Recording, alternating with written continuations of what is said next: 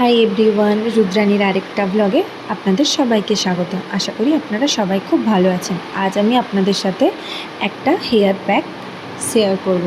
তার জন্যই আমি তুলেছিলাম অ্যালোভেরা, আর এটা হচ্ছে আমাদের বাগানেরই গাছ। তার জন্য আমি এখান থেকে তুলেছিলাম কিছু ক্যারি পাতাগুলো যেন ঠিকঠাকভাবে তুলবেন। ঠিক আছে, ক্যারি পাতাগুলো তুলে নেওয়ার পর আমি ঝুড়িতে রাখছিলাম। 3 থেকে 4টে কি 5টা মতো ক্যারি পাতা তুলবেন। তারপর আমি এখানে নিচ্ছিলাম জবা ফুল যদি কারোর ফুটা থাকে তাহলেও কোনো অসুবিধা নেই। তারপরে নিচ্ছিলাম 2-4টা জবা পাতা। ঠিক আছে, তো সেটাকেই ভালো করে ছাড়িয়ে আমি রাখছিলাম। অ্যালোভেরাগুলো ঠিকঠাক করে কেটে নিচ্ছিলাম, আর পাশে যে কাঁটাটা থাকে অবশ্যই কিন্তু ছাড়িয়ে নেবেন।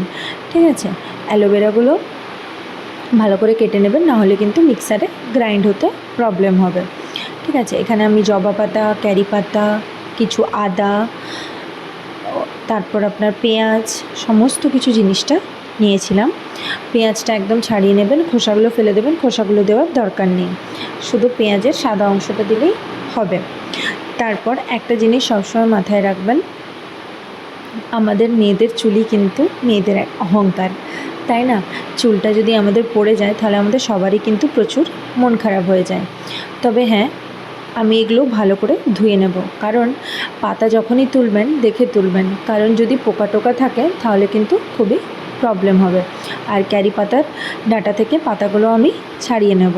ঠিক আছে, আরও একবার ভালো করে চেক করে নেবেন যাতে কোনো পাতার, কারণ পাতার অনেক খাজে কিন্তু পোকা লেগে থাকে, সেটার যেমন না লেগে থাকে সেটারই আমরা দেখার চেষ্টা করব। সমস্ত কিছু আরেকবার ভালো করে ধুয়ে আমি মিক্সার গ্রাইন্ডারে সমস্ত কিছু জিনিসটা দিয়ে দেব।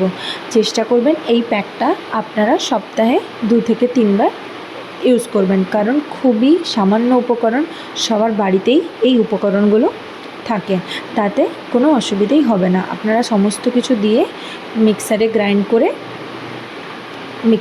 করে নেবেন, দেন তারপর কিন্তু লাগাবেন। দেখবেন ঠিক মিক্সটা যেন এরকম হয়ে যায়, তাহলে আপনাদের চুলে লাগাতেও কিন্তু সুবিধা হবে। এখানে আমার ঢ্যাঁড়স ছিল না, যদি আপনাদের বাড়িতে ঢ্যাঁড়স থেকে থাকে আপনি সেটার সাথে অ্যাড করতে পারেন, সাথে এভিয়ন ক্যাপসুলও।